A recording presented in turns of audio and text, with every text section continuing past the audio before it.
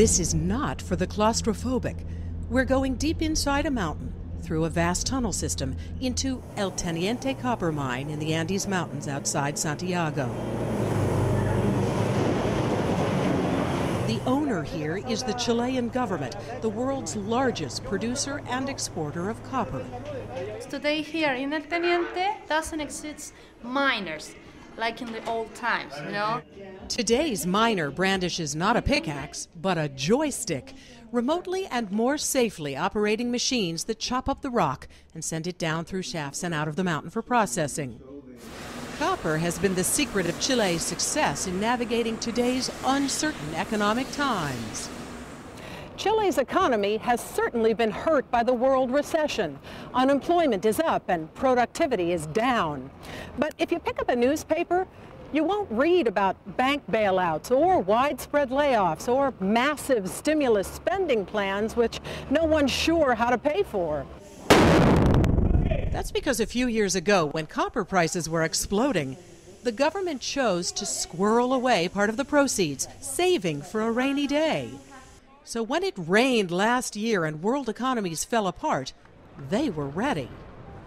What we have done in Chile is not very different from what any reasonable household would do. Andre Velasco is Chile's finance minister. If you're chugging along with one level of income and suddenly you get an extra bit of money, you ask yourself, will this repeat itself? If you think that there's a good chance that it will be transitory, then you take a good chunk of it, you put it aside, you invest it, and you spend it slowly over time, understanding that the good times may not last. Now drawing on its so-called copper bonanza, Chile is financing its own stimulus plan, spending hundreds of millions of dollars on public works projects, creating jobs, giving cash stipends to the poor. The government hasn't had to borrow a peso to keep its economy afloat.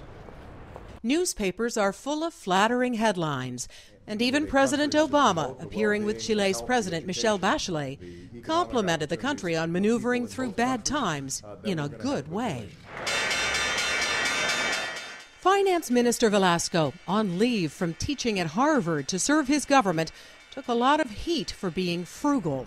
Polls showed 2/3 of Chileans wanted money generated by the country's prized natural resource spent on them. Students in black and white uniforms pressed for education reforms in a demonstration known as the March of the Penguins. Miners threatened to strike over wages. But the government held firm. Jose Arellano is CEO of Chile's state-owned mining company, Codelco. When people said to you at the time, you're a state company, look how much money is being made from copper, that money should be going to bolster programs for the people of Chile. We own that. What did you say to them? This is not permanent. This is a transitory situation. We have to think long term. We are going to improve the working conditions. We are going to improve government programs, but this has to be done on a gradual basis, on a sustainable basis. And I think the situation has proved we were right. Arellano says the government has started pouring money back into its mining operations. At El Teniente, only a black and white photo on the walls hangs as a memorial to the bad old days, before computer-assisted technology, when many miners died excavating copper. Minister Velasco says Chile profits from keeping the bad memories fresh. Example, in the early 1980s, nearly every bank in the country went under, and they are now tightly regulated. Does this sound familiar? You have a bubble, you have a period of fast consumption, everybody gets a loan, things seem easy. At some point things turn around, loans become impossible to pay, people begin defaulting, and what seemed like a safe institution is suddenly a troubled institution. Obviously, the U.S. watched you go through this. Why do you think it is that the lesson didn't stick for the states? I suppose that when you're in the midst of a bubble and things are going well, the temptation is to think that it'll be like that forever. We're still paying for the bank bailout that happened in 1982. And the political system has to understand that. In the wake of a crisis, there will be many people who come up with easy solutions, with panaceas, with cure-alls. There's no such thing.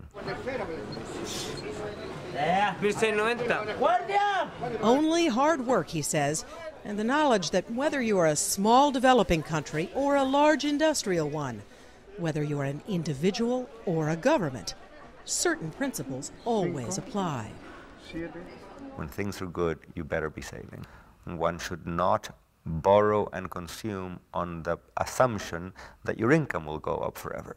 If you do, it is likely that you'll end up in trouble. For World Focus, this is Edie Magnus in Santiago, Chile.